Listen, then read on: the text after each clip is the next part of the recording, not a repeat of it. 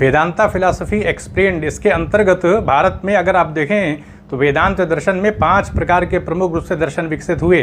शंकराचार्य ने अद्वैतवादी दर्शन दिया था, जिसमें एकमात्र ब्रह्म की सत्ता को स्वीकार किया गया है। जो जगत हम अपनी आंखों से देख रहे हैं व्यवहारिक रूप से सत्य है, ये विवर्त है, आभास रूप है, जैसे हमें रेगिस्तान में जल दिखाई पड़ता है, स्वप्न में हम चीज़ों को देखते हैं।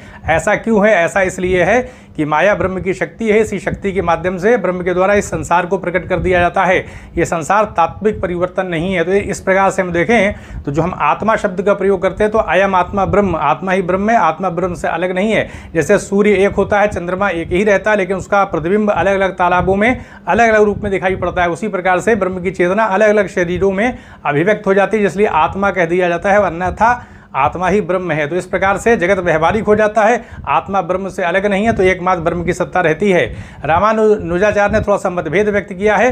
रामानुजाचार्य चित अचित को भी विशेषण के तौर पर स्वीकार कर लेते हैं, बताते हैं कि अचित तत्व में ईश्वर के द्वारा परिवर्तन कर दिया जाता है, उसके विशेषणांश में, क्योंकि विशेषण रूप में है इसलिए विशेषणांश में परिवर्तन कर दिया जाता है, जगत बन जाता है और जगत वास्तविक हो जाता है। शंकराचार्य के दर्शन के आधार पर वो सिर्फ व्यवहारिक या काल्पनिक नहीं रहता, बल्कि वास्तविक हो जाता है। जो पर्वत हम देख रहे हैं वो वास्तविक है। तो इस तरह से विशिष्टाद्वैतवादी दर्शन रामानुजाचार्य का रहा, जिसमें चित अचित को भी विशेषण के तौर पर स्वीकार कर लिया है। और ईश्वर का चित अचित से संबंध क्या है? अपृथक सिद्धि संबंध है।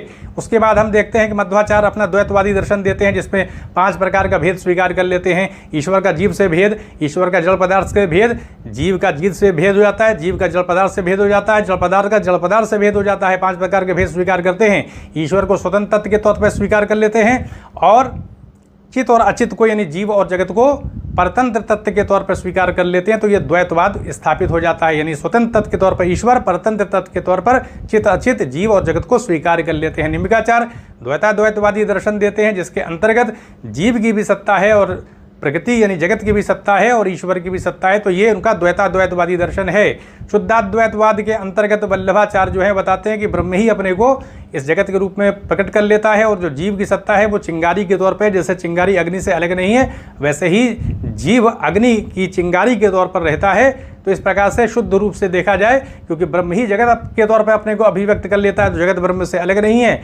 और चिंगारी के तौर पर जीव की सत्ता है, तो जीव भी कहीं ना कहीं ब्रह्म से अलग नहीं, तो शुद्ध रूप से ब्रह्म की सत्ता है। इस आधार पर शुद्धाद्वैतवादी दर्शन अपना देते हैं। तो ये 5 प्रकार का दर्शन भारत में आपको दिखाई पड़ेगा।